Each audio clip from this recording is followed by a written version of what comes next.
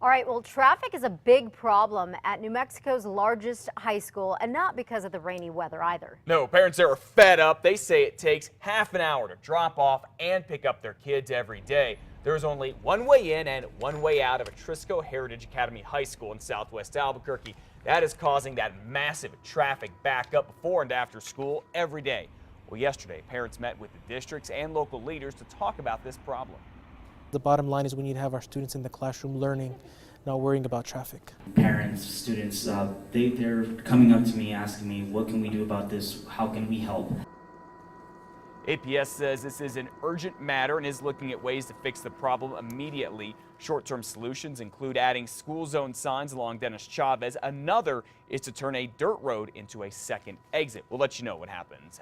Well, New Mexico is not a good state when it comes to pedestrians getting hit and killed by cars. Yeah, we are the 5th most deadly state per capita for pedestrian deaths back in 2011, and alcohol was a key factor. There were 41 pedestrian fatalities statewide in 2011. Pedestrian fatalities comprise a high percentage of all the deaths on Bernalillo County roads. They account for 23% of all crash deaths in 2009 and 43% in 2008.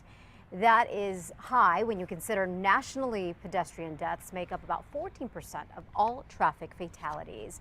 You know, no matter where people live, they think they're surrounded by bad drivers. And a new study out says if you live here in Albuquerque, you really are surrounded by a lot of drivers who are mediocre at best. An all-state new report out on the best and the worst drivers in the country seems to agree, ranking Albuquerque 126th out of 200 cities for safe driving. It falls way below nearby Denver and Phoenix. I moved here from the East Coast where it was very densely populated and there's a lot of cars, and discovered that my insurance premium was going to go up by moving to New Mexico. Why? Because the driving is so bad. All right, unfortunately, Albuquerque's driving record has only been getting worse and worse over the past 5 years. Allstate did not have a theory as to why. A middle school principal here in New Mexico will not be at school today because she is on leave. The Belen School Superintendent says Sheila Armijo was placed on administrative leave from Belen Middle School last week, just 3 days before classes started. The district is investigating a professional development trip Ms. Armijo took.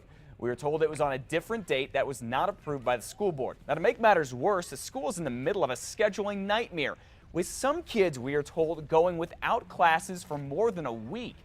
This is all about class sizes, and the district says it will be fixed soon. More fallout this morning from the UNM women's soccer hazing scandal. This time, the school canceled one of the team's fundraisers because under these circumstances, it's simply inappropriate. The Lobo women's soccer team is canceling a wine tasting event set for this Sunday. The team already had its first game canceled, every non-freshman player suspended for a game, and the coach suspended for a week without pay. All of this comes from what the athletic director calls hazing at an off-campus party earlier this month, where the players encouraged freshmen to drink a lot of alcohol, strip to their underwear, and sprayed them with water. Liz? We have learned the feds were looking for DNA in a gun when they raided the home of Rio Arriba County Sheriff Tommy Rodella a few months ago. Rodella and his son are accused of misuse of power and were recently indicted on federal charges. The feds say Rodella roughed up a driver and lied about it while off duty back in March. According to newly released court documents, the driver says Rodella shoved his badge in his face. FBI agents wanted to test Rodella's badge for DNA. Investigators were also searching for a silver handgun. In the meantime, Rodella is asking the state police chief to investigate possible misconduct by Rio Arriba County employees. County commissioners gave Rodella until yesterday to step down as sheriff, but Rodella says he won't, even though his law enforcement certification is currently suspended.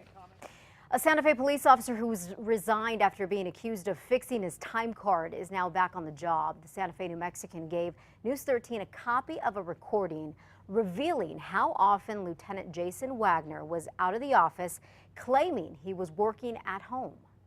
From your statements, I understand you to report that you've only done it once or twice a week. Oh, I don't, like I say, I don't really keep that much track. I don't know if it'd be 1 or 2 times a week. Wagner is a subject of a grand jury investigation into possible payroll fraud. He was called out for not being in the office by then Chief Ray Real last year, but Real did not fire Wagner. He resigned a few months later. Wagner was then rehired by the new police chief, Eric Garcia, and promoted to captain. Chief Garcia won't say why he rehired Wagner because of the possibility of a lawsuit. Now, meanwhile, the department has hired a private investigator to do a background check on Wagner. 5:07 now. A federal program that provides law enforcement agencies with military gear is now under review. More than $10 million worth of weapons, helicopters, and armored vehicles from the Defense Department have gone to departments including APD, State Police, and the Torrance County Sheriff's Department. The White House is reviewing this program after the way police responded to the protests and riots here in Ferguson, Missouri. Law enforcement agencies say the extra gear helps them during crisis situations. However, critics say it's helping local police look like the military, and it's not necessary. Back in June, the American Civil Liberties Union called out the department, saying the gear and tactics are pushing officers to use excessive force. Well, experts are now analyzing a newly released audio tape from the moment Michael Brown was shot and killed by a police officer in Ferguson, Missouri. Listen. Well, a neighbor who was involved in an online chat didn't realize that he caught the shooting on tape. This could turn out to be a key piece of evidence for investigators as they try to determine exactly what happened between Michael Brown and Officer Darren Wilson. Forensic audio expert Paul Ginsberg analyzed the clip. It's 9 seconds, then created a graphic highlighting the gunshots. He counts a total of 10 shots with about a 3-second pause after the 6th shot. That 3-second pause could turn out to be very significant. It could be depending upon what the witnesses say they saw and what's in the police report. Now, several witnesses did mention a pause in the shooting. An independent autopsy determined Michael Brown was shot at least 6 times, all to the front of his body.